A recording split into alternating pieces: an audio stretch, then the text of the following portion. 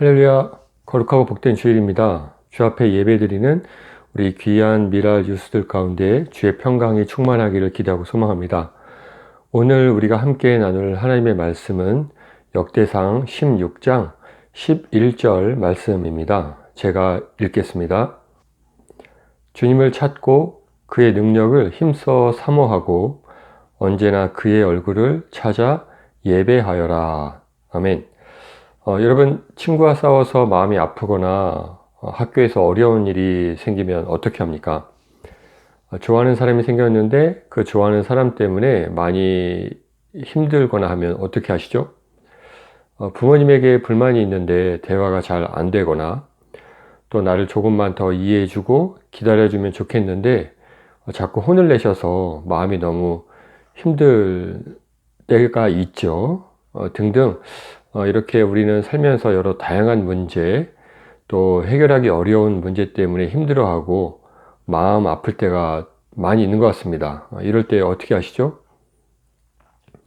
이제 나이가 들어 어른이 되면 더 큰 문제들을 만나곤 합니다. 이 전사님 부모님이 열심히 일을 해서 2층짜리 집을 살 수 있는 상황이 됐었는데요. 이제 조금만 더 힘을 내면 뭐 살 수 있어 막 이런 분위기였습니다. 이제 그런데 전사님 아버님께서 마음에 병이 걸려서 병원비, 약값, 또 더 이상 장사를 할 수 없는 상황들이 되었고, 또 주변 사람들에게 피해를 줘서 여러 가지 금전적으로 보상을 해줘야 되는 이런 여러 가지 상황들 때문에 어려운 문제, 힘든 시간을 좀 보내야 했습니다. 이 부모님께서 어느 정도 회복하려고 돈을 조금 더 모아보겠다고 이 어린 시절부터 같은 동네 친구였다고 하는 어머니 친구분에게 좀 돈을 좀 맡겨서 이자를 조금 더 받을 계획이었어요. 은행 이자는 많지 않으니까 친구분에게 돈을 좀 빌려주면 은행에서 주는 이자보다 조금 더 많이 받아서 이제 돈을 이렇게 버려고 했던 거죠.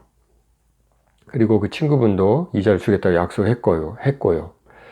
전선생님이 그때 고등학교 3학년을 지나서 이제 막 졸업해서 군대 가기 전에 또 일을 하고 있을 때였는데요. 전선생님이 벌고 있는 돈까지 합해서 그 친구분에게 맡겨 이자를 받으려고 했었죠. 저희 어머님이. 그런데 그 친구분이 주변 사람들에게도 똑같이 돈을 빌려서 도망간 거죠. 사기를 당한 거죠. 전선생님이 그 친구분 처음 만났을 때 했던 말이 있어요. 어머니에게 이런 말 했던 것 같아요. 그 친구분이 약간 사기꾼 같은데 맡겨둔 돈 다시 달라고 하라고 이렇게 말을 했어요. 그런데 어머니는 이 어린 시절부터 알고 지내던 친구 사이라고 하면서 제 말을 무시했었죠. 보통 처음 만났을 때부터 너무 지나치게 말을 많이 하고 또 자기 말을 너무 부풀려서 마치 자기가 뭐든지 다 할 수 있다고 말하는 그런 사람들은 잘 안 믿으려고 합니다. 그런 사람들이 항상 사기꾼, 남을 속이는 건 아니겠지만 이 전사님 같은 경우에는 그런 사람들 가운데 조금 이렇게 다른 사람들한테 신뢰, 믿음을 얻지 못하는 경우들을 종종 많이 봤습니다. 이런 걸 경험을 통해 알게 됐다고 말할 수 있습니다. 특히 일을 할 때 어떤 중요한 결정을 해야 할 때 저는 그런 사람들을 피하는 경향이 있습니다. 또 다른 예로는 목숨이 왔다 갔다 하는 이 전쟁의 경험들은 어떨까요? SNS에서 어떤 글을 읽었던 게 있는데요. 베트남 전쟁을 경험했던 군인이 쓴 것 같습니다.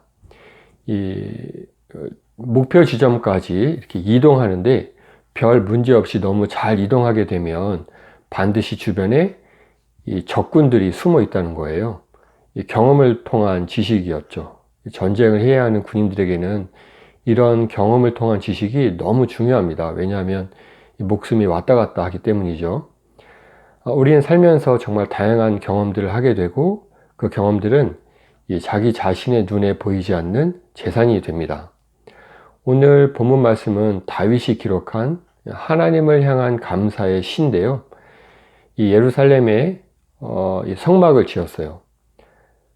이 성막에 70년 동안 사람들에게 잊혀져 있던 언약궤를 옮겨 놓으면서 이 다윗이 너무 감사하고 그 사건이 기쁜 나머지 자신의 마음을 글로 표현한 겁니다.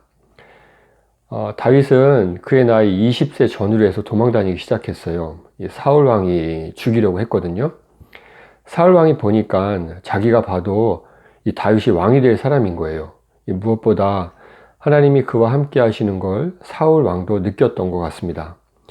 이 자신의 왕의 자리를 뺏길 것 같고 또 자신의 아들 요나단이 이스라엘의 두 번째 왕이 돼야 하는데 다윗이 될 것 같으니까 질투했고 투기심에 죽이려고 했습니다.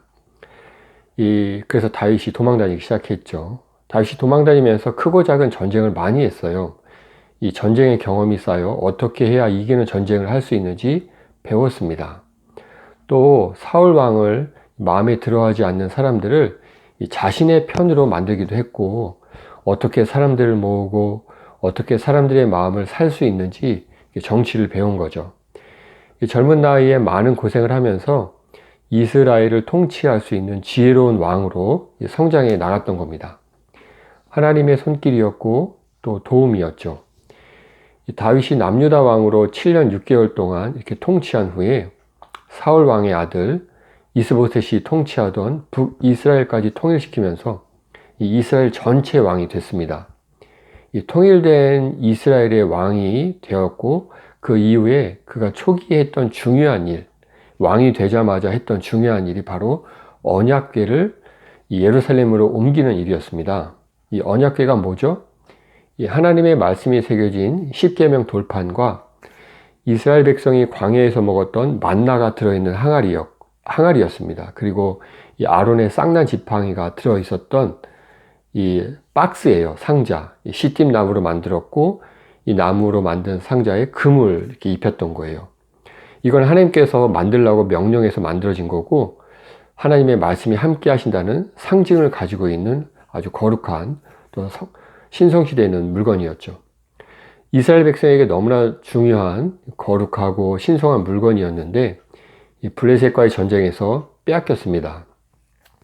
이 너무나 유명한 사무엘 선지자의 스승이기도 한 이 제사장 엘리가 이 자신의 아들들이 이 블레셋과의 전쟁에서 죽었다는 소식, 그리고 하나님의 언약궤를 빼앗겼다는 소식을 듣고 이 뒤로 넘어지는 과정에서 목을 다쳐서 죽게 되죠.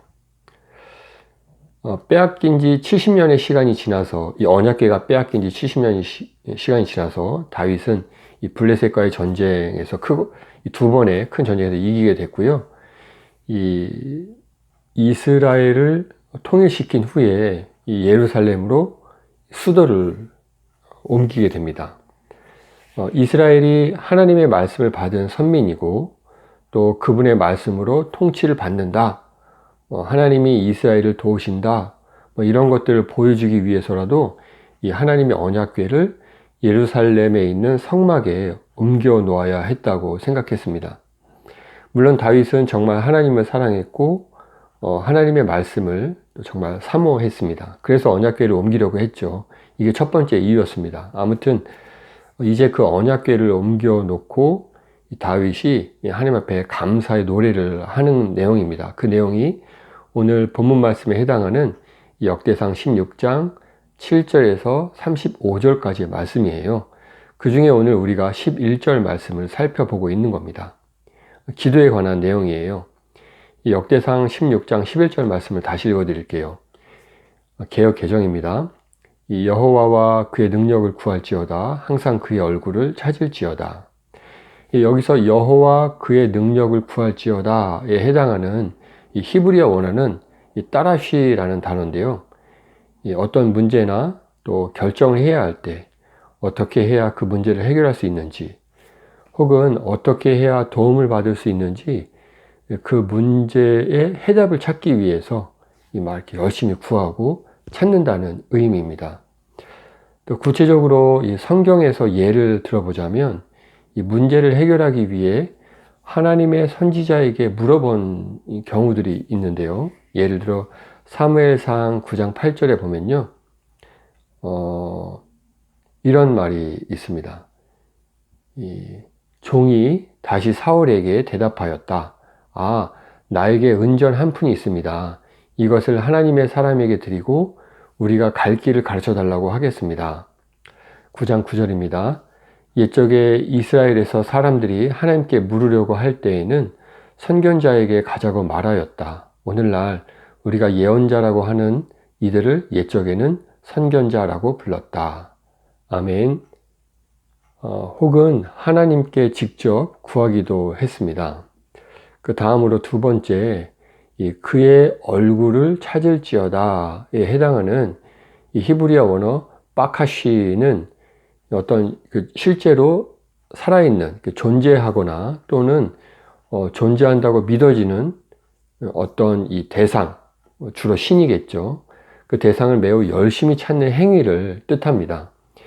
하나님께서 자신의 백성들에게 하나님께서 정하신 장소에서 하나님이 정하신 방법으로 하나님을 찾으라고 명령하셨어요. 제사 드리고 예배 드리는 것이 이제 대표적이죠. 우리를 도우시고 우리의 문제를 해결해 주시는 하나님, 우리를 위해 능력을 베푸시는 하나님을 찾으라는 의미에서 그의 얼굴을 찾으라고 오늘 다윗을 통해 하나님께서 말씀하고 계십니다. 다윗은 누구보다 전쟁의 경험이 많은 사람이었습니다. 전쟁을 잘하는 뛰어난 군인이었고 또 동시에 나라를 잘 다스리는 지혜로운 왕, 정치인이기도 했죠.